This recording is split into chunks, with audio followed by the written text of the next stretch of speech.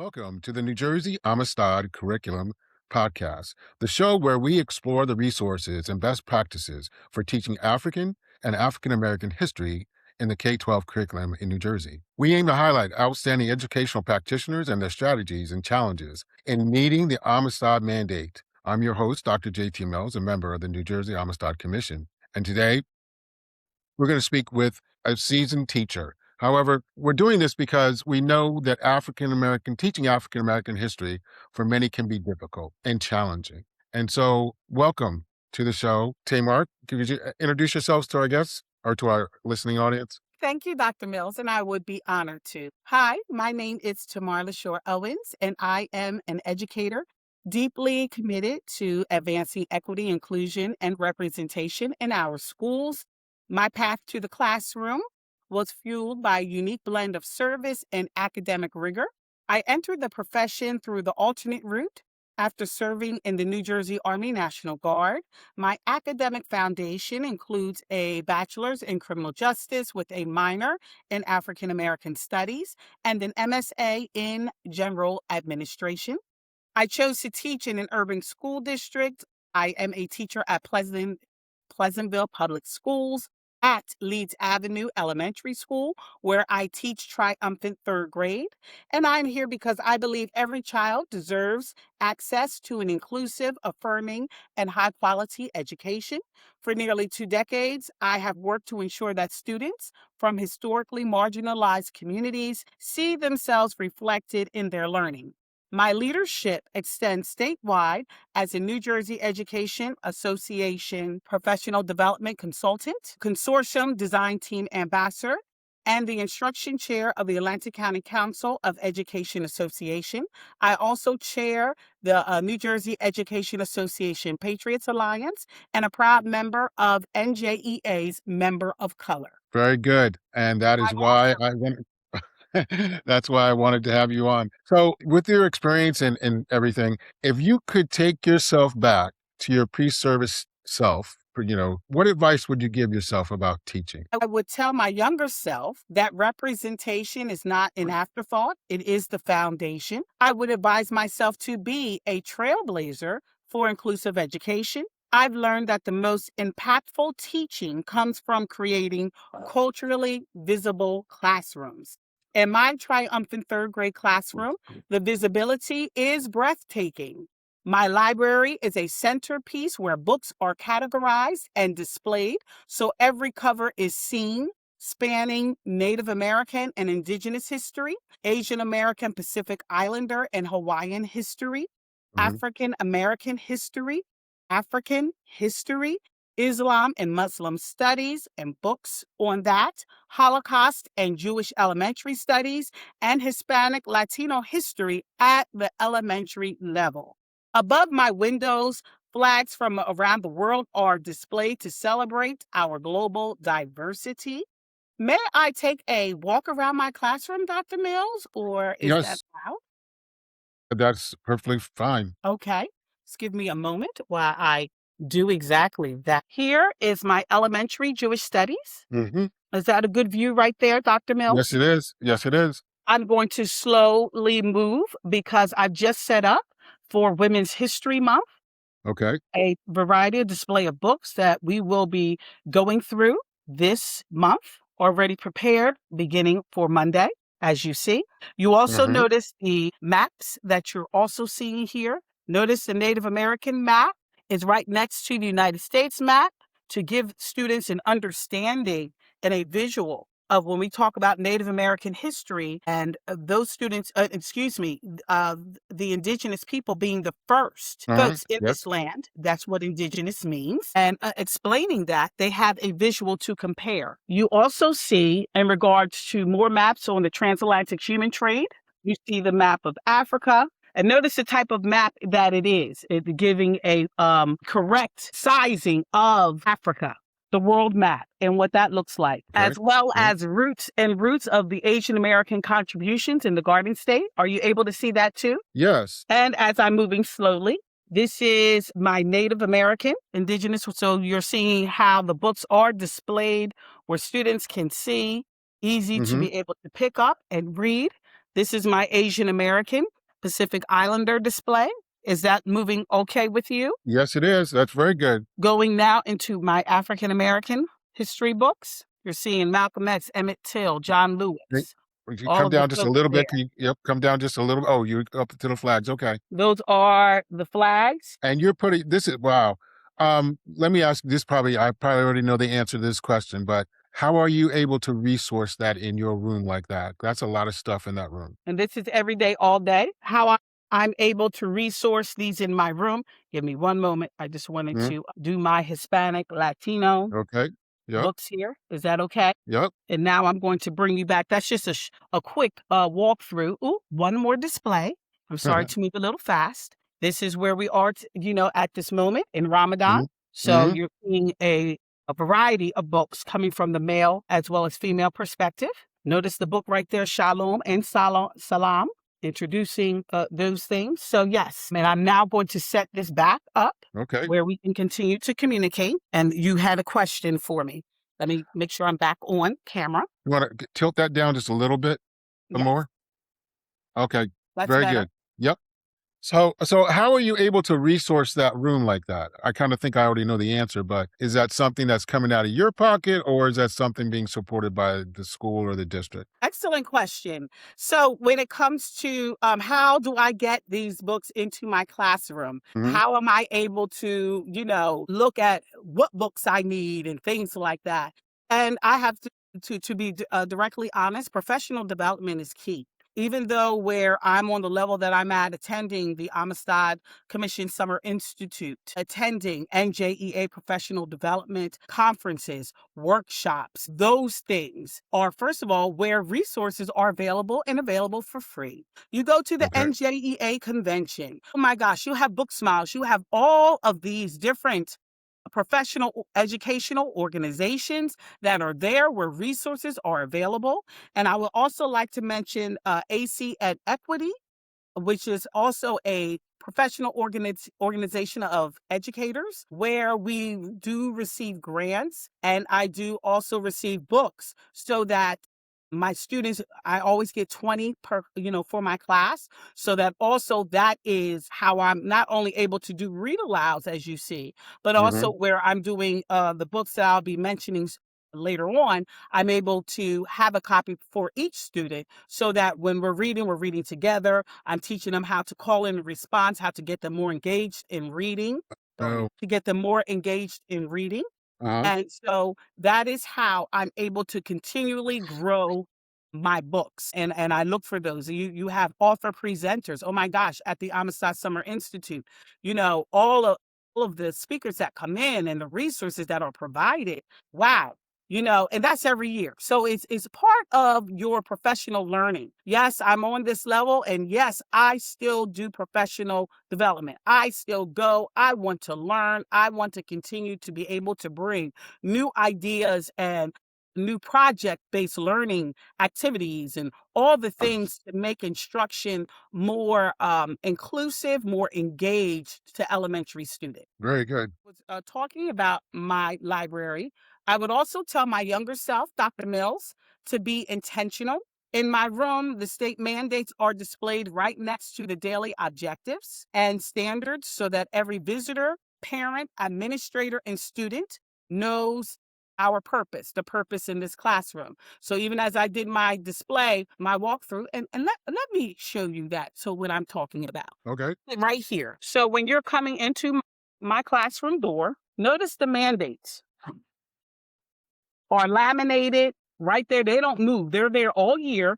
And this is what changes. What I'm doing, as you're seeing where I'm at in math, my ELA and social studies, all that is there. But my mandates are right here. So there's never a question on why I'm teaching, what I'm teaching. The mandates are right there, the year that they were mandated to be part of instruction in all New Jersey schools, K through 12, so that this way there is never a question on why. Also, I would like to show, notice my Amistad Commission certificates. Every time I'm doing professional development for that year, that is displayed. That's important. I'm proud being able to attend these wonderful professional development workshops. So I just don't say it, I'm about Right. it. And teachers see that, folks that come into my classroom see that, and I'm glad about that. And Very so, good. Very good. I think those are so you've given let's say a new teacher some things to think about. So if you were tutoring or training or mentoring, I guess that's probably a better word to use. and Mentoring. may I continue on a few things on that question? Sure. Is that Sure. okay? Yes. Okay. So I also wanted to add, as we were perusing the room, to use maps of Africa, world maps, and the New Jersey Asian American Pacific Islander map of New Jersey, which was seen as active tools for learning, such as reading the book, Ruth and the Green Book. That is actually a book. I actually have copies of the Green Book from different years that was created. So not only do we read the book, but we utilize the maps to show how students, Ruth's father traveled from Chicago to Alabama. When reading the book titled Amistad, the story of a slave ship, I show students Sierra Leone in Africa, the Atlantic Ocean, Cuba, and New York, where the successful freedom seekers finally landed. So all the places named in the story, it is important to point to those places on the map. When my students read What Was the Holocaust by Gail Herman, triumphant third graders are introduced to European countries such as Germany, Poland, Austria, and Hungary on the map. These maps are displayed each day as I am providing instruction. So it's never a one time showing the map. You need to leave it up there so that as Right. we're reading, students are constantly connected to that. So, as part of elementary Jewish studies, maps are also used to identify Ashkenazi, Sephardic, Mizrahi, and Beta Yisrael Jews or Ethiopian Jews to provide a clear understanding that Jews are also diverse and are also people of color. So, where they're coming from in different places. Finally, I would say build partnerships by collaborating with the New Jersey Education Association, the Amistad and Holocaust Commissions, the New Jersey Advisory Commission on Advancing LGBTQIA plus youth equity and inclusion in schools, as well as organizations like the Atlantic County Collaborative for Educational Equity, that is ACED Equity. I am a firm believer that systemic changes requires a village. Therefore, I lead with a spirit of collaboration to ensure that we are not transforming the educational landscape in isolation, but Dr. Mills in community. And that is what is very important. So use that word community, but I want to go back to one thing for some of our listeners who may not be familiar. When we talk about the Green Book, can you give someone who doesn't really know about the Green Book a little history on that? Well, the Green Book, and thank you for asking that. And I love the way that I'm on a Chromebook, so I'm able to kind of walk and look and Yes. talk. So the Green Book, I would have had that displayed as I sit here at one of my displays. Matter of fact, let me just put it right here on my lap. You Hmm. have the different Green Books. Here's one. Here's another one that I share in the classroom. Right. Here's a third one. Okay. And then this is the story that goes with it, Ruth and the Green Book, Okay. the read Very aloud. good. And so when Yep. we're talking about the Green Book, first of all, the story is introducing how Ruth has to travel from Chicago and place it and down to the South, and how the Green Book is utilized to guide travelers of color, African American folks of color, to destinations where they can get gas, they can get a haircut. Hmm. They don't have to worry about the Ku Klux Klan or any type of harm being done. All of those things are listed. And it was created by a postman named Mr. Green. Let me just be correct on that. And he traveled, of course, being a postman, and collected that kind of information. So in these books in every state is listed places where folks can go. And so when you had folks traveling in the 1950s, these were the books to have so that you knew where you could go, where you could park, where you can have a motel room, where you can get your car fixed, again, where you can go and eat. Because when we're talking segregation of things, we're talking segregation of everything. Hmm. And not only that, but safety with your family. The fact that in the story, they weren't even able to use the restroom at a gas station. So it Uh-huh. was mentioned that what type of gas station you go to is called ESSO, ESSO. So again, the history of as it was called at that time, the Negro Motorist Green Book did again begin in 1936. And his name was Victor Green. He wrote a book to help Black travelers. And he was living in New York City at the time. He made a list of all the hotels, restaurants, gas stations, and businesses that would serve Black people in his city. So there was such a high demand for his book that he decided his next edition would include other towns and other states as well.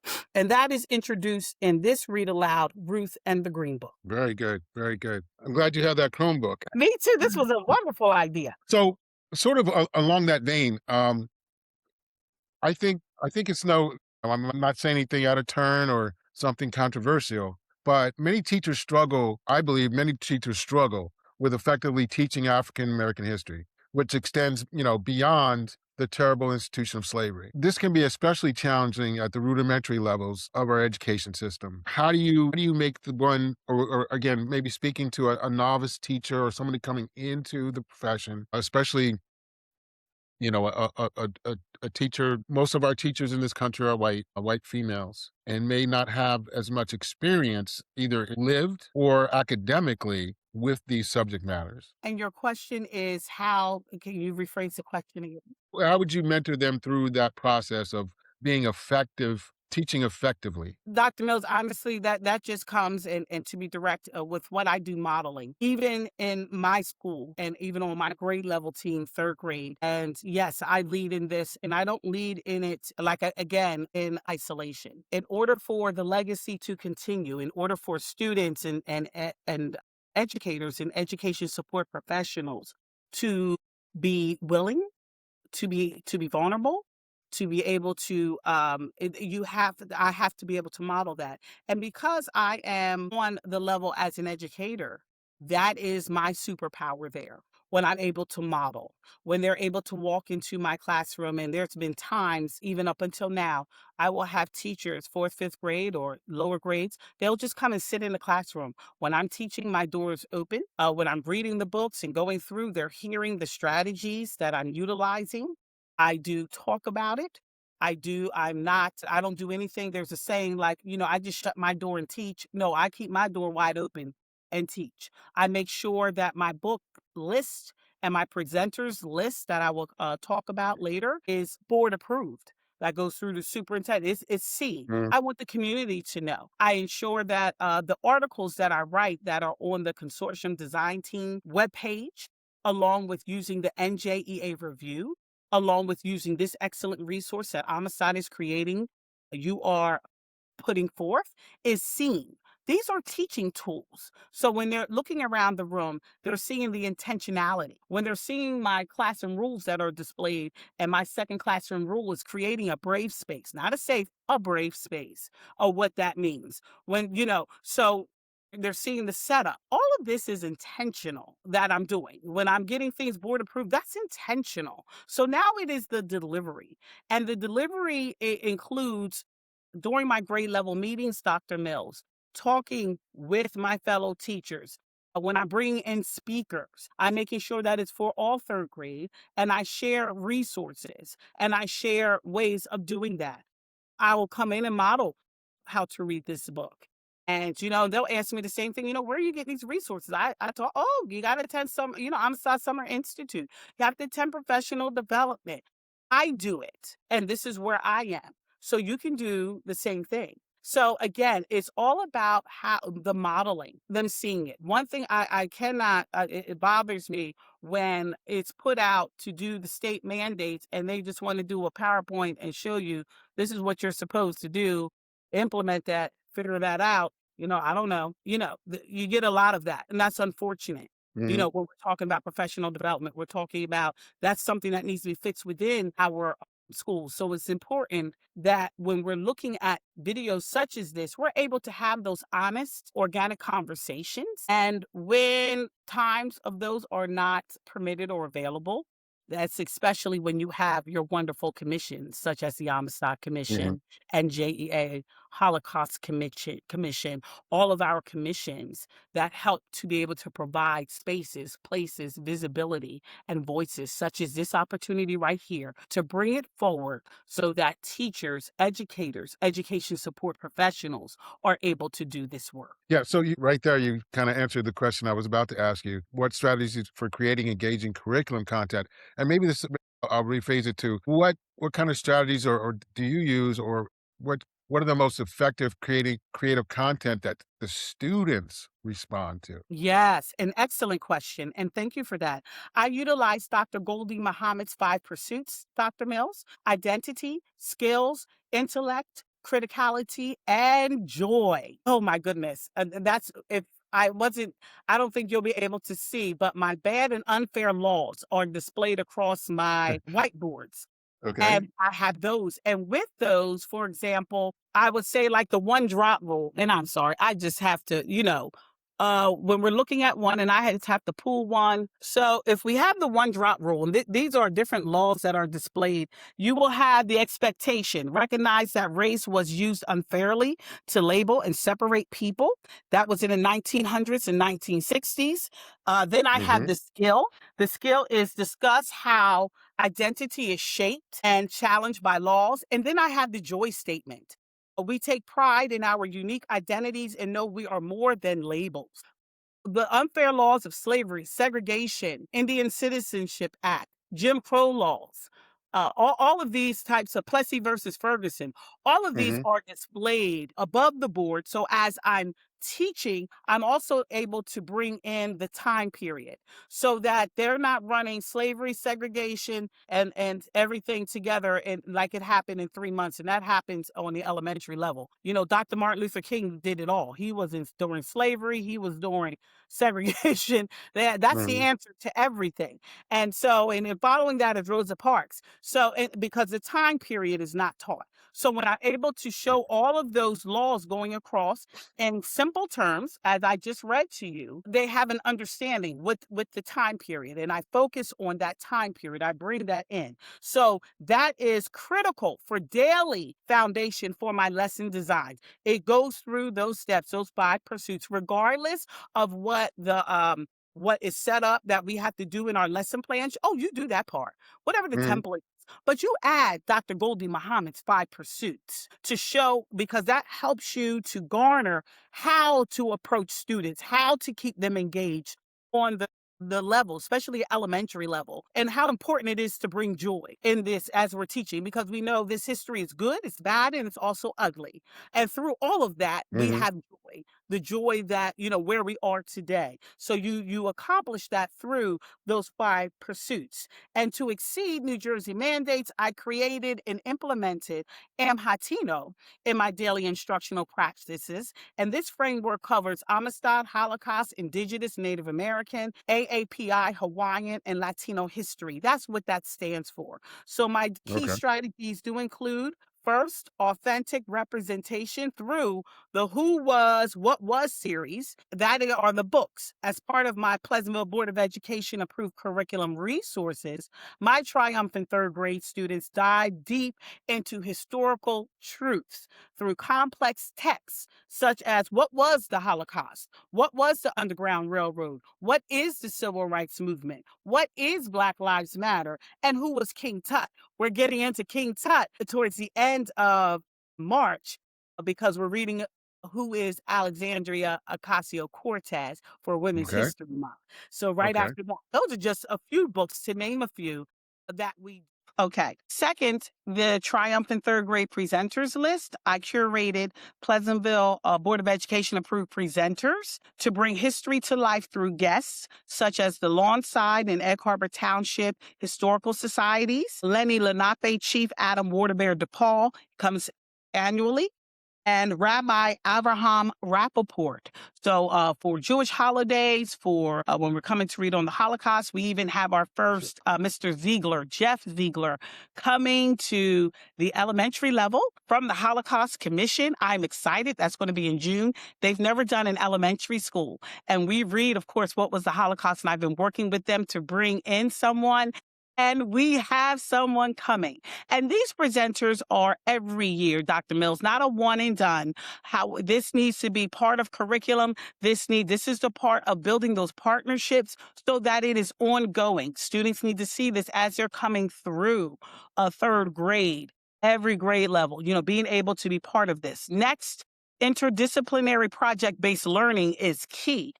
After you're reading the book, after you have the presenter, then what? There has to be those project-based learning activities. So I move history beyond social studies and English language arts because I combine them, I integrate them by creating interactive projects. For the Underground Railroad, students engage in mathematical mapping of escape routes throughout third grade classrooms. We had different activities in each classroom. So we have students rotate. Classrooms rotate through. That's a big deal because elementary, we don't rotate. We don't go to other classrooms. This is part of that project-based learning. For Lenni Lenape history, students explored indigenous sovereignty. Each classroom had a different, again, activity. For Hanukkah, we explored traditions and historical context through primary sources, integration through hands-on center stations. And that's what I call them. So each classroom has a different center station where students are engaged. And again, lastly, the pedagogy of joy. I implement joy statements to foster an affirming atmosphere where students are empowered as empathetic change agents. So those are the ways that I am able to meet the mandates and New Jersey standards. I want our listeners to hear that I'm asking you this because you've given me some things. Although I'm with the commission, my career has been mostly in higher education, and so all of these things, the strategies that we can assist with in K-12, these are all a little bit new to me. I've learned a couple of things right now here from you, and I'm sure our listeners to this podcast can pick up and being able to learn from you also. I'd like to bring you back and maybe we'll concentrate the next time really looking at just the academic, the teaching skills and some of these other resources that you were talking about, because I think they're valuable.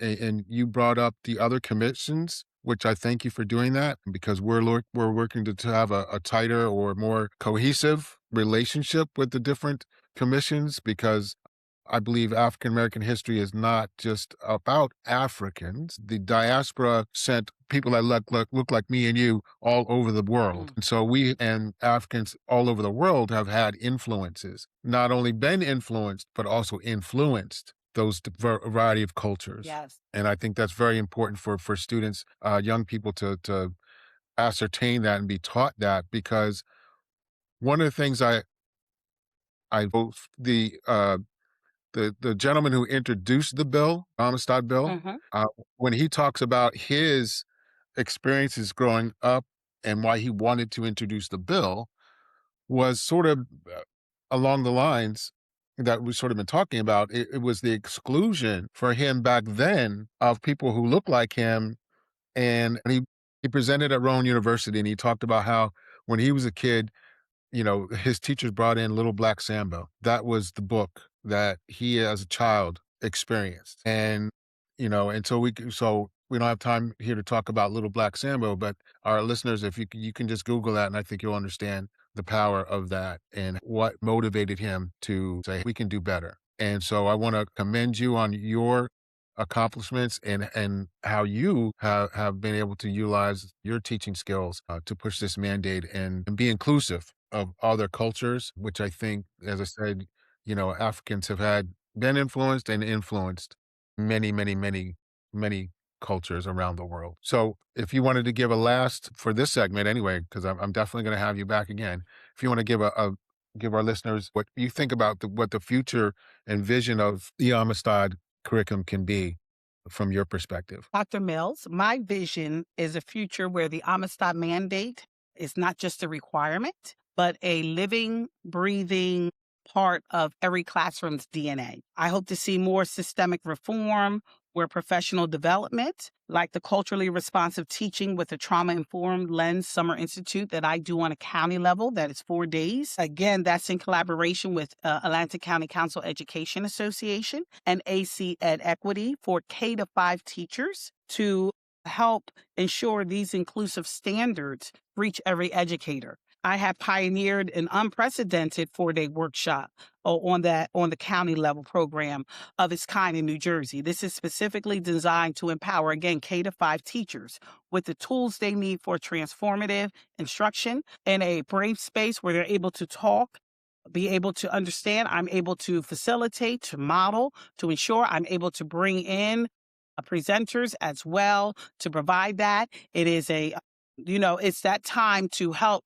prepare them for the teaching, to help educators and education support professionals feel in an environment where it is inclusive and they can be themselves. They can take the time to learn, to unlearn, and no judgment, and have that brave opportunity for those organic conversations to learn, this. And that's importantly. And mostly, ultimately, I envision a New Jersey where every child grows up in a brave, affirming space that honors the full spectrum of human history, preparing them to lead with equity and justice. Very good. Very good. Very well said. And so thank you for joining us on the Amistad Curriculum Podcast. And I will definitely, as I said, invite you back here in the next few weeks so we can do a part 2. Thank you so much, Dr. Mills, for this opportunity. And thank you, Amistad Commission. Thank you for joining us on today's episode. You can reach the Commission with any questions or inquiries about how you can contribute to this effort to Amistad SP at doe.nj.gov. This is the New Jersey Amistad Podcast, brought to you in partnership with the New Jersey Education Association, the American Federation of Teachers, the New Jersey Principals and Supervisors Association, the New Jersey Association of School Administrators, the statewide Parent Advocacy Network, the Garden State Coalition of Schools, and the New Jersey Leadership for Educational Excellence.